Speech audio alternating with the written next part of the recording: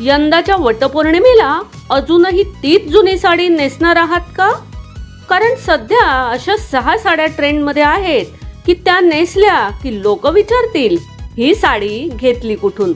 चला तर बघूयात माझ्या आवडत्या 6 लेटेस्ट साड्या. आणि शेवटची साडी तर माझी पर्सनल फेवरेट आहे, ती चुकवूच नका. नमस्कार, मनभर पैठणीमध्ये तुमचं खूप खूप स्वागत आहे. Number 1, tissue silk sari. याचा जो हलका गोल्डन शाईन आहे ना, तो उन्हात आणि फोटोमध्ये इतका सुंदर दिसतो की वेगळे दागिने घालायची गरजच वाटत नाही. जर तुम्हाला रॉयल पण एलिगंट लुक हवा असेल तर ही साडी नक्की बघा. Number 2, soft silk sari.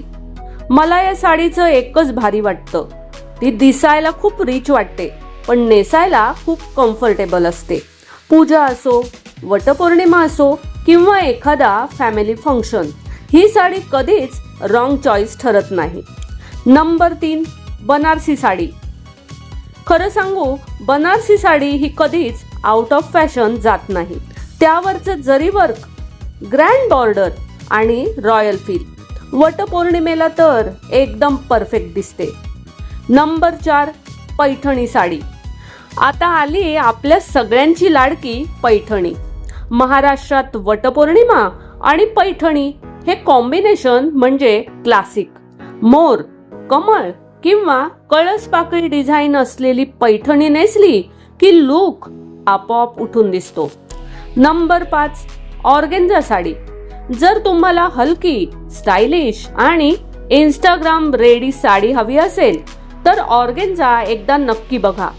आजकाल फ्लोरल प्रिंट्स ऑर्गेन्झा खूप ट्रेंडिंग आहे आणि फोटोमध्ये तर खूपच सुंदर दिसते. आणि आता माझी favourite number 6, Dola silk sari. ही साडी दिसायला अगदी प्रीमियम, नेसायलाही कम्फर्टेबल आणि तिचे रंग इतके सुंदर असतात की कॅमेऱ्यात तर अजूनच खुलून दिसतात. म्हणूनच आजकाल खूप महिला हीच साडी पसंत करतायत.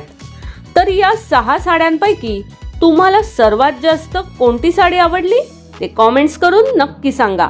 आणि यापैकी कोणतीही साडी खरेदी करायची असेल तर व्हिडिओच्या डिस्क्रिप्शन बॉक्स मधील लिंकवर आजच क्लिक करा. तर पुन्हा भेटूया अशाच भन्नाट साडी कलेक्शन सोबत.